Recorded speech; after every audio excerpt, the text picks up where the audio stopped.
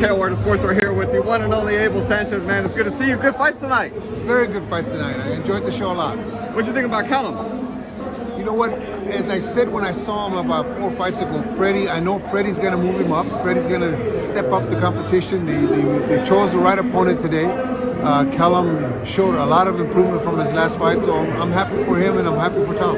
Yeah, it was a good improvement. He looked solid, yeah, he's on the right road, right? It seems like. One thing that I noticed different from this last fight that I saw was a move in development was that he's moving his punches up and down. He's moving with both hands. He's going up on top. He's going down below. So he's moving them up and down. So the left hand that he landed at the end was not expected because he had thrown it in different spots. You know, and he's not giving it away. So I'm happy to see that. Yeah, it was good. It was good to see him get another KO win. Man, this weekend we got a huge light heavyweight bout. Bivol versus Dimitri Bivol versus Zurdo Ramirez. It's a good fight. It's a good fight. I mean, Zurdo's a big southpaw. I feel like hits harder now at 175 because let his body fill in. But Bivol's coming off the best win of his career ever, you know, against Canelo. What do you think happens in that one? You know, Bivol is Gennady Golovkin, only 15 pounds heavier. He just doesn't have the punch, but he's very talented. Had a great amateur career.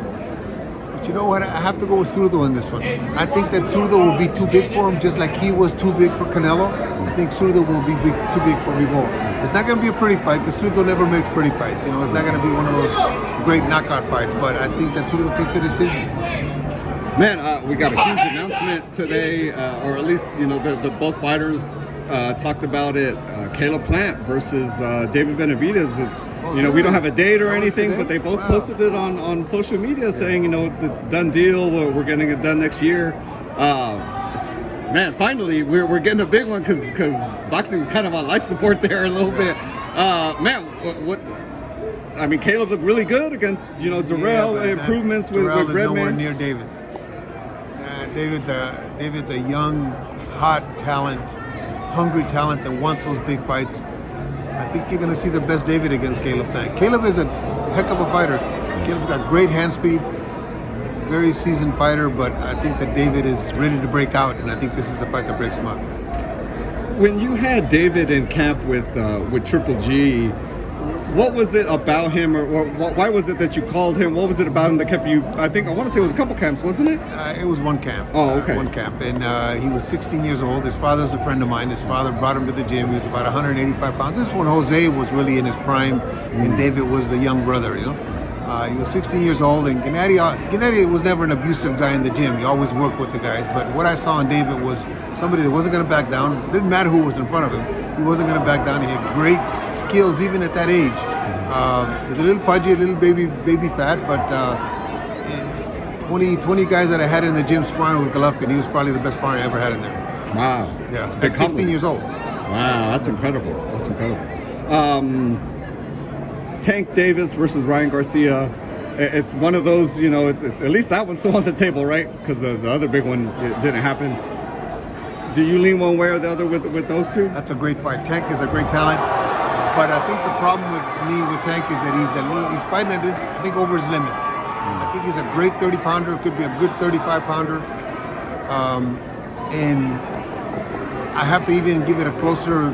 I thought Tank before would just take it completely, but now I have to give it a closer fight, only because Joe Goossen's training Ryan. You know, Joe Goossen knows how to get the best out of guys, and if Ryan is listening to him, I think it's going to be a very good fight. I still see Tank taking a decision, although Ryan has got the power, the punching power versus Tank, but I still see Tank being a little too smart for me.